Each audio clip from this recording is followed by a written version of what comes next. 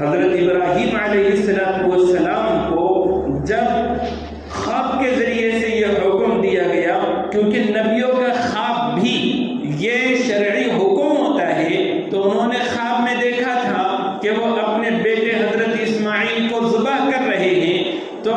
آپ کھڑے ہو گئے اور چلے پھر مکہ مکرمہ کی طرف جہاں حضرت اسماعیل رہا کرتے تھے، یہ تو فلسطین میں تھے، اپنے بیٹے کے پاس پہنچے اور اس کو مینا کی وادی لے گئے، اس کے سامنے اپنے خواب کا تذکرہ کیا، اور وہ کیسا مطیع اور فرمانبردار فرزند تھے کہ انہوں نے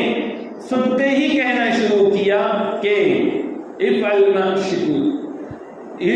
ما تؤمر، اے میرے پیارے ابا جان آپ کو کیجئے جس کا آپ کو حکم دیا گیا ہے۔ پھر وہ منظر جس کی منظر کشی خود قرآن کریم میں کیا گیا ہے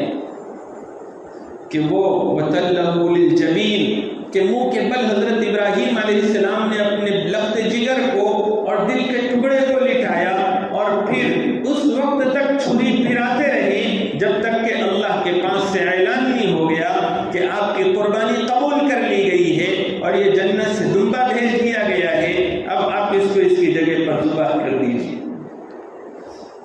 یہ قربانی کی حقیقت ہے کہ ایک مسلمان بندہ، ایک مسلمان بندی قربانی کے ذریعے سے اپنے اندر یہ روح پیدا کرے کہ اللہ تعالیٰ کا حکم میرے لیے سب سے اوپر ہے، سب سے زیادہ محبوب ہے، میری ہر چیز اللہ کے اشارے پر، حکم پر قربان ہونے کے لیے تیار ہے، میں خود بھی اللہ کے حکم پر قربان ہونے کے لیے تیار ہوں، یہاں تک کہ میری عقل، سمجھ اور میری فراست اور میرا شعور تک بھی اللہ کے حکم کے آگے سجدہ کرے گا، میں چوں اور چرا اللہ کے سامنے بالکل نہیں کر سکتا۔ ورنہ دنیا کی کون سی عقل ہے جو اس بات کو گوارا کرے کہ ایک باپ اپنے بیٹے کو اللہ کی خوشی کے لیے قربان کرے؟ حضرت ابراہیم علیہ السلام نے بغیر چوں چرا کیے اور بغیر کوئی سوال اٹھائے کہ اپنے بیٹے کو اللہ کے حضور لٹا دیا قربانی کے لیے، تو یہ ایک پیغام تھا۔ اللہ کا حکم یہ درجہ رکھتا ہے کہ اب اس کے سامنے اپنی سمجھ اور اپنے عقل کے گھوڑے کسی کام کے نہیں ہیں، اب بس جو حکم اللہ کی طرف سے ہو، سر تسلیم خم ہے جو مزاج یار میں آئے، بس آپ کا جو مزاج ہے، آپ کا جو حکم ہے، اس کے آگے میں اپنا سر جھکا دیتا ہوں۔